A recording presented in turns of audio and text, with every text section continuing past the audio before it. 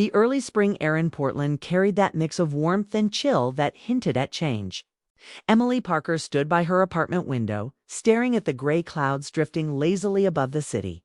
Life had been quiet lately, too quiet. She was 28, living alone after a difficult year of setbacks. Her job at the design studio had ended abruptly when the company downsized. Her friends were scattered across the country, and her love life had faded into the background. She had grown used to silence, though some nights. The quiet felt heavier than she could bear. That morning, as she poured herself a cup of coffee, her phone rang. The number made her pause. It was her Uncle Robert, her late father's brother. They hadn't spoken in nearly 3 years.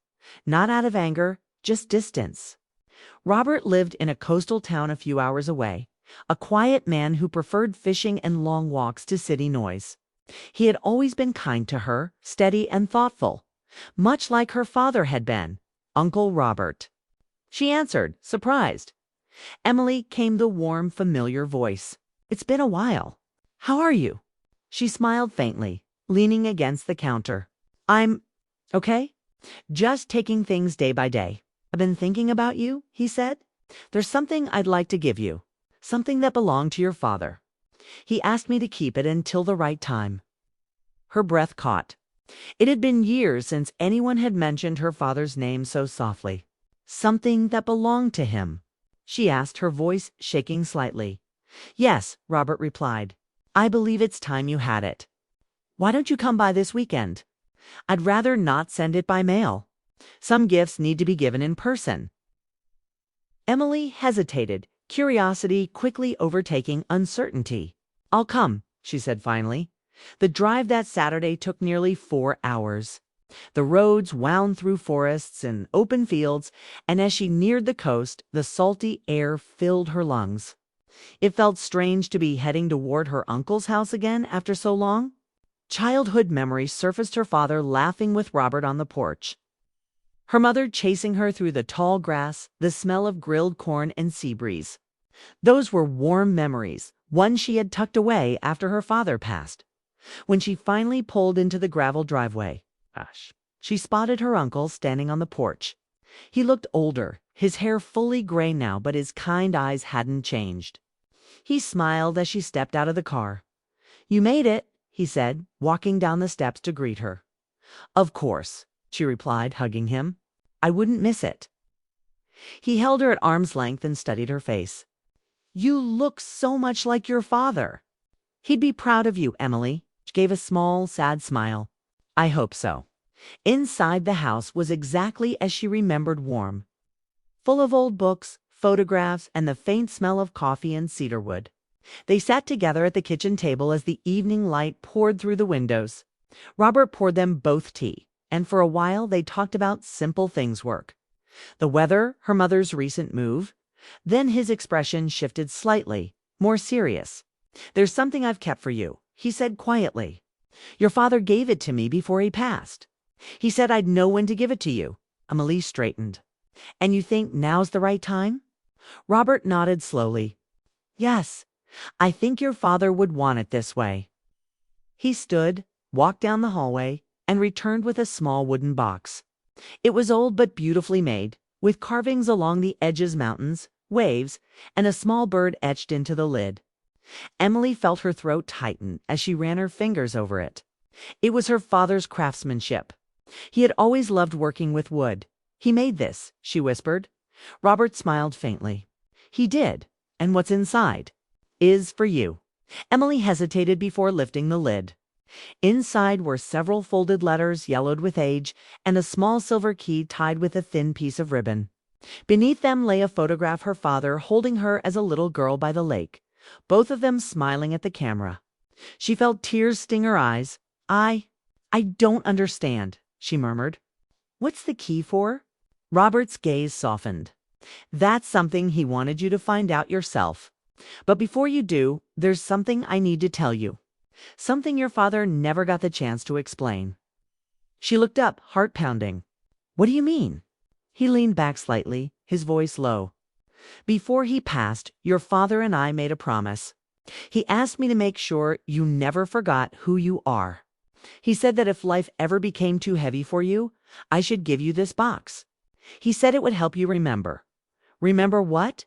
She asked, confused. Robert sighed softly. The kind of strength you come from. The kind that doesn't fade even when you feel lost. Emily touched the letters carefully, afraid they might crumble. Did he ever say what these were about? Only that they were meant for you when you were ready, Robert said. But before you read them, he wanted me to tell you something. He paused, his expression heavy with emotion.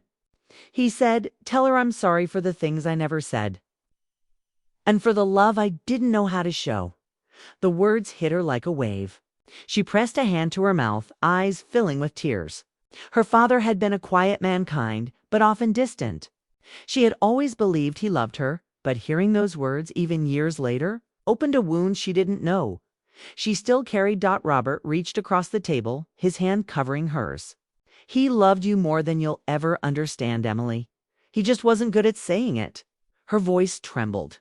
I wish I could have heard him say that himself. I know, Robert said gently, but I think he found a way to say it through that box, through what he left behind. The room fell into silence. The old clock on the mantel ticked softly, the ocean wind brushing against the windows. Emily looked down at the key again, feeling the cool metal against her skin. There was something deeply symbolic about it, though she didn't yet understand what it opened literally or emotionally. What do I do with this? She asked finally. Robert smiled quietly. Tomorrow, I'll take you to the place your father wanted you to go. It's not far. Once you see it, you'll understand. She wanted to ask more, but his tone made it clear that was all he would say for now. So she nodded, carefully placing the letters and the key back into the box. That night, Emily stayed in the old guest room upstairs. The walls were lined with framed photos, some of her as a child. Some of her father and Robert fishing, some of her parents on their wedding day. She lay in bed staring at the ceiling, her mind filled with 1,000 questions. Why had her father waited so long to leave her this? What was the meaning of the key? And what could possibly be so important that her uncle had kept it hidden all these years? She turned toward the window, watching the moonlight spill over the waves in the distance. The night was still, almost too quiet. Somewhere deep inside, she felt something stirring an ache mixed with curiosity, fear, and longing. For the first time in a long while, Emily didn't feel numb. She felt alive, as if she were standing at the edge of a truth that had been waiting for her, to be strong enough to face it. Her father's words through Robert echoed softly in her mind. I'm sorry for the things I never said. She whispered into the darkness. I forgive you, Dad. The wind carried the faint sound of the sea crashing against the rocks, as if the world itself had heard her. She didn't know what the next day would bring. But something deep inside told her that her father's gift wasn't just an object. It was a message, a final lesson about love, forgiveness, the kind of strength that never really fades. As her eyes grew heavy, she kept the wooden box close to her chest. Tomorrow would bring answers and, perhaps, peace. The next morning, sunlight streamed through the lace curtains of the guest room. Emily blinked against the soft light and took a moment to remember where she was. Her uncle's coastal house, the wooden box resting on the nightstand beside her. The events of last night came rushing back. The letters, the key, and her father's message. Her chest tightened with emotion. For the first time in years, she felt close to him again, downstairs. She heard her uncle moving about, the smell of coffee drifting through the house. She got dressed quickly, her heart already racing with curiosity. When she entered the kitchen, Robert was at the table reading the newspaper. A second mug of coffee waiting for her. Morning, he said with a gentle smile. Sleep well. As well as I could, she replied, taking a sip of coffee. I kept thinking about the box. And the key, he nodded knowingly. I thought you might. We'll leave after breakfast. It's not far, maybe 15 minutes from here. But before we go, bring the key with you. She slipped it into her pocket, the metal cool against her skin. The drive was quiet at first, the sound of the ocean growing louder as they neared the coast. Robert's old truck hummed along the narrow road lined with pine trees. Emily rolled down her window slightly. letting the sea breeze rush in. When they reached a small, private road leading down toward the cliffs, Robert parked and got out. "We'll have to walk from here," he said, grabbing a small backpack. "It's a bit of a trail, but it's worth it." The path wound through tall grass and wildflowers, the waves crashing below them. Emily glanced at her uncle's calm face, trying to guess what they were about to find. "You've been keeping this a secret all these years?" she asked. He smiled softly. "Some promises are meant to be kept until the right time." They walked for nearly 10 minutes until they reached a small wooden gate, half covered in ivy. Behind it stood an old shed weathered by years of salt and wind. It looked like it hadn't been touched in decades. Robert stopped in front of it, turning to her. "This," he said, "is what your father wanted you to find." Emily stared at it, puzzled. "A shed." "Not just any shed," Robert said, motioning for her to step closer. "Your father built this before you were born. It was his quiet place where he went to think, to dream, and sometimes to hide from the noise of the world. After he passed, he told me to lock it and keep the key safe until I believed you needed it." Emily pulled out the small silver key, her hand trembling slightly. She looked at Robert. "May I?" He nodded. She stepped forward, slipped the key into the rusted lock, and turned it. It clicked softly and the door creaked open. The air inside smelled of wood, salt, and faint traces of paint dot inside. The small room was filled with light from a single window that overlooked the ocean. Dust floated in the air, and the walls were lined with sketches, drawings, and half-finished pieces of woodwork. Emily took a slow step inside, her breath catching as she looked around. It was like stepping into her father's mind, a museum of his thoughts and dreams. There were carvings of birds, boats, and waves. A small workbench sat in the corner, covered in old tools. On it rested a wooden frame with a picture of her as a child, smiling with missing front teeth. Her throat tightened. He kept all of this. Robert stood in the doorway, watching her quietly. He spent more time here than anyone knew. After your mother passed, this place was his escape. He didn't bring many people here, not even me, for years. Emily ran her hand along the surface of the workbench. There was a stack of letters, newer than the ones in the box. The top one had her name written on it, Emily, when the time is right. Her fingers trembled as she opened it. Inside was her father's handwriting, uneven but full of life. "My dearest Emily, if you're reading this, it means Robert has given you the key. This place, this small shed, is where I came to feel close to your mother after she passed. It's also where I thought about you. Every carving here, every line I drew, somehow carries your name. I wasn't always good at speaking my feelings. I thought love had to be shown through work, through what I built, but I realize now that silence can feel like distance. If I left you wondering whether you mattered to me, you did. You always did. In the small drawer below this letter, you'll find something I made for you. It's the last piece I finished." Her eyes blurred with tears as she looked at the drawer beneath the workbench. She knelt, opened it, and found a small wooden bird, perfectly carved. On its wings were the words, "Fly when you're ready, Dot." Emily pressed it to her chest, her shoulders shaking. "He made this for me," she whispered. Robert stepped forward, resting a hand on her shoulder. "He wanted you to have it when you were strong enough to start again." She looked up at him, confused. "Start again?" Robert nodded. "Your father worried that one day life would wear you down, that you'd stop chasing your dreams, stop believing in yourself. He told me if that day comes, give her my words. And remind her that she can still fly." Emily stared out the window toward the sea. "He knew," she murmured. "He knew I'd feel lost one day." "He did," Robert said gently, "because he did too. After your mother died, he thought he'd never find light again. But he built this place, and somehow it helped him heal. He wanted you to have that same reminder, that even from the dark, you can build something beautiful." She nodded slowly, the truth sinking in.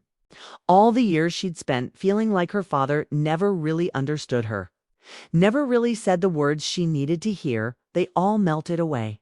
His silence had never been lack of love. It was grief and fear. and a man trying his best to protect his heart while still giving her pieces of it through his craft after a long moment. She said softly, "I want to bring this place back to life." Robert smiled faintly. Then you'll be doing exactly what he hoped for. They spent the rest of the afternoon cleaning the space. Emily dusted the shelves and organized the old sketches while Robert fixed the broken window latch. The room began to breathe again, sunlight spilling across the wooden floor. It felt almost alive, as if her father's spirit was still there, quiet, patient, proud. When they finally stepped outside, the sun was beginning to set, the ocean glowing orange and gold. Emily leaned against the railing overlooking the cliffs, the carved bird still in her hand. Robert joined her quietly. "You remind me so much of him," he said. "The way you look at the world, searching for meaning even in the smallest things." She smiled faintly, her eyes glistening. "He left me the best part of him." The wind lifted her hair, carrying the scent of salt and pine. "Uncle Robert," she said after a moment, "thank you for keeping his promise. For waiting until the right time." He nodded. "It wasn't easy watching you struggle these past years, but I knew you had to reach this moment yourself. You had to be ready to hear him." Emily looked out at the horizon. "I think I finally am." They stood in silence, listening to the rhythmic crash of waves. It wasn't sadness she felt anymore. It was peace, a kind of calm that settled deep in her chest as they walked back toward the truck. The fading light stretched across the grass. Robert glanced at her and said quietly, "There's one more thing, Emily. Tomorrow morning, I'll show you where your father's ashes are scattered. It's near a place he said you'd recognize when you saw it. He wanted you to leave something of your own there when you were ready." Emily nodded, holding the carved bird tightly. "I know what I'll leave," she said softly. He looked at her curiously. "What?" She smiled faintly. "A letter. Just like his. Maybe even in this same handwriting, if I can manage it." Robert chuckled softly. He'd like that. As they reached the truck, Emily looked back one last time at the small wooden shed. The sun's final light glowed through the window, and for a brief moment she imagined her father there carving, smiling, alive. She whispered almost to herself, "Thank you, Dad, for teaching me to fly again." The sea answered in its endless rhythm, and somewhere deep in her heart she felt the words she'd been needing for years. "You were always loved." The morning came quietly. A soft mist hung over the coast, and the air smelled of salt and dew. Emily woke early, unable to stay still. She had barely slept, her mind turning over everything she'd seen. The shed, the carvings, her father's letter, the small wooden bird. It all felt like a dream she didn't want to wake from. Downstairs, Robert was already making coffee. He looked calm, though his eyes carried the same softness they had the day before. "You're up early," he said, pouring her a cup. "I couldn't sleep," she admitted. "You said you'd take me to where his ashes were scattered." He nodded. "Yes, it's not far from here, a small cove just beyond the cliffs." He said it was his favorite place in the world. They finished breakfast quietly, and soon after, Robert grabbed his jacket and led her outside.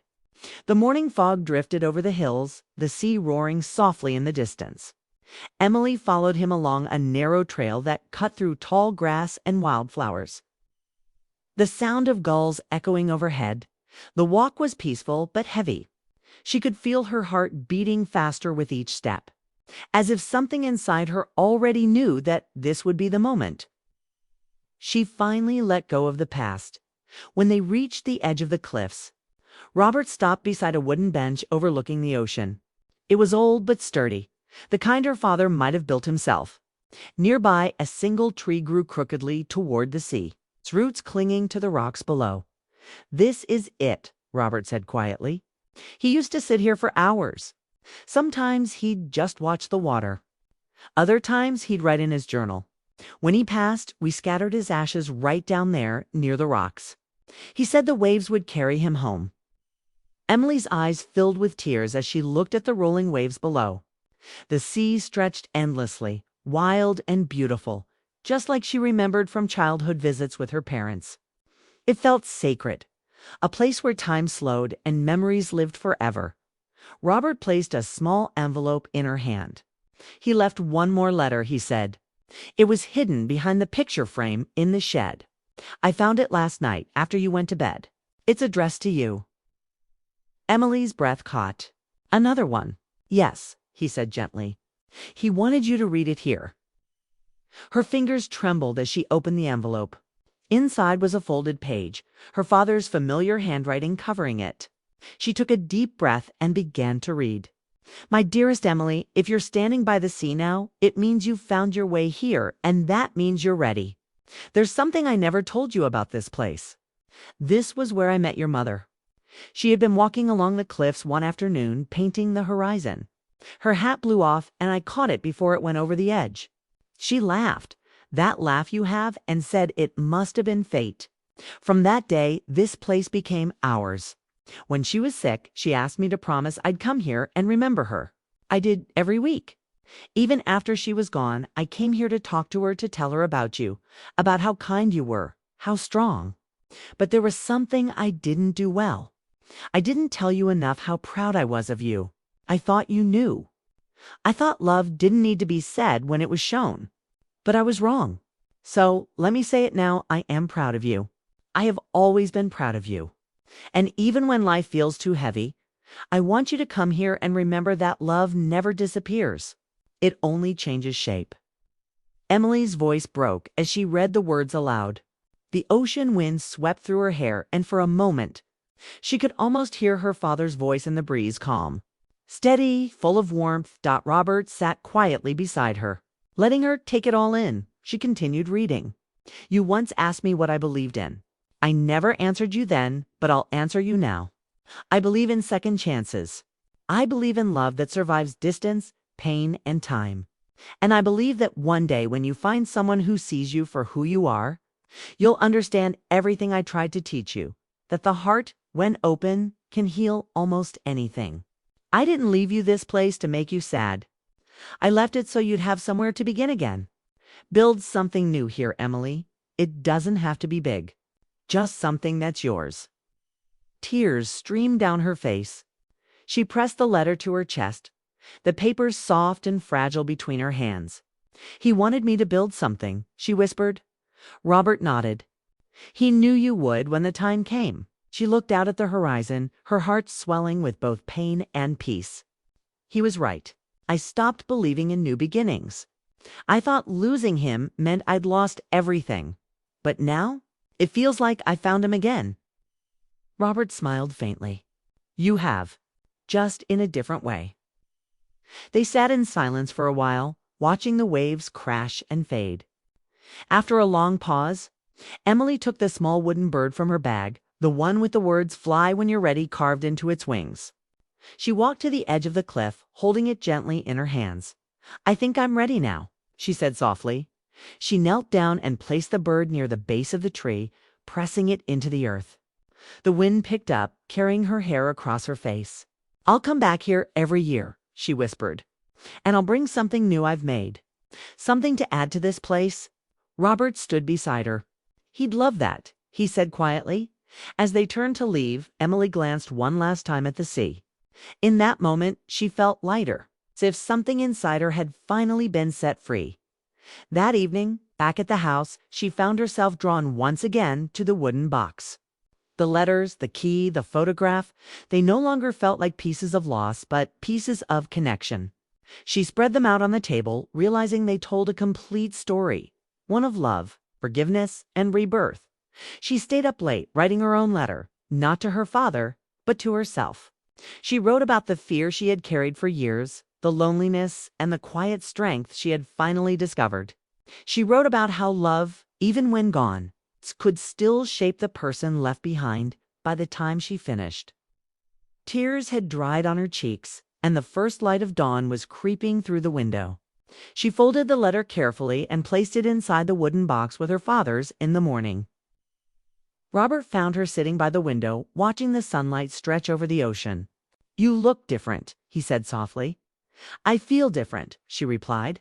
It's like I can finally breathe again. He smiled. That's what your father wanted. For you to live. To move forward, she nodded. I will. The following weeks passed gently. Emily decided to stay by the coast a while longer. She visited the shed every day, cleaning, restoring, and organizing her father's tools. Soon, it became her workshop. She began designing small wooden art pieces, birds, trees, waves, inspired by her father's carvings. She started selling them online under the name The Lighthouse Studio, dedicating each creation to the memory of love that endures. One afternoon, while sanding a small carving, she looked out the window and saw a man standing by the gate. He was a traveler, an artist visiting the coast, curious about the little workshop by the cliffs. His name was Daniel. They spoke for hours about art, about loss, about how the sea seemed to heal things words could not. He had gentle eyes and a quiet strength that reminded her of her father. There was no rush, no need to label what they were, just two people sharing stories, slowly helping each other heal. Weeks turned into months. And soon, Daniel became a regular visitor. He helped her paint the shed, build new shelves, and hang her father's old drawings on the walls. Together, they turned the place into something alive again, a space filled with light, laughter, and creativity. One evening, as the sun dipped low over the horizon, Emily placed her hand over the carved bird sitting on the shelf. I did what you asked, Dad, she whispered with a smile. I started again. Robert often visited, bringing coffee and his quiet humor. He watched her with pride, knowing she had found the strength her father always believed in. The story of the shed became known around town not as a place of sadness, but as a symbol of renewal. People came to see it, to feel its peace, and to leave their own notes of love and remembrance. Emily's heart had found its rhythm again, not through grand gestures, but through this simple act of building, of believing, of remembering that love once given never truly leaves. And every year on the same spring day she first opened the box, she would return to the cliffs with a new carving. She would place it by the old tree overlooking the sea, whispering a thank you to the man who had taught her the most important lesson of all. That the greatest gift isn't what's left behind, but the courage to keep living after.